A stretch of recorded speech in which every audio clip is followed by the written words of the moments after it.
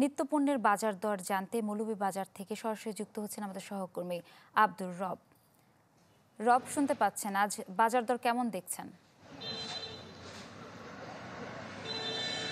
জি ইপসিতা, আমি এখন দাঁড়িয়ে আছি মৌলভীবাজার শহরের বেরিরপাড় এলাকায়।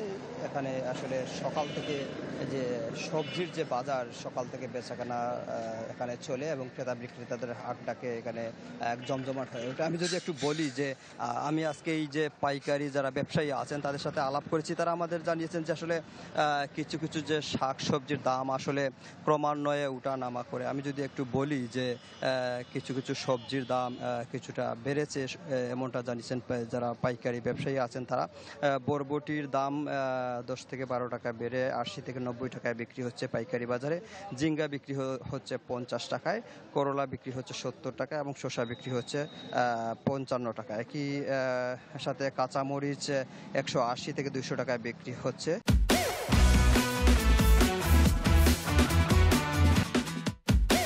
এবং শিম 140 টাকায় বিক্রি হচ্ছে।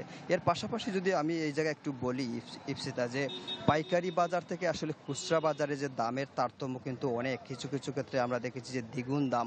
যেমন বরবটি পাইকারি বাজারে 80 থেকে 90 টাকায় বিক্রি হলেও খুচরা বাজারে সেটা 120 টাকায় বিক্রি হচ্ছে। ঝিঙ্গা পাইকারি বাজারে 50 টাকায় বিক্রি হলেও খুচরা বাজারে সেটা 100 টাকা বিক্রি হচ্ছে। করলা 70 টাকা পাইকারি বাজারে, খুচরা বাজারে 100 টাকা বিক্রি হচ্ছে।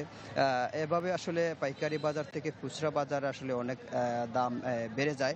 এবং যারা ভোক্তা রয়েছেন তারা আমাদের জানিয়েছেন যে আসলে বর্তমানে সবজি শাকসবজির দামগুলো অনেক বেশি এবং খুচরা বাজারে সাধারণত যে দাম বৃদ্ধির ফলে সবজির দাম অনেকটা বেড়ে যায় এবং এতে করে আসলে যারা ক্রেতা রয়েছেন তারা অনেকটা হিমশিম খেতে হয়। এবং তারা জানিয়েছেন যদি বাজারে তদারকি বাড়ানো হয় তাহলে হয়তো সবজির দাম অনেকটা কমানো সম্ভব হবে। ইপসিতা, ধন্যবাদ আপনাকে। দর্শক, নিত্যপণ্যের বাজার দর জানছিলাম মৌলভীবাজার থেকে।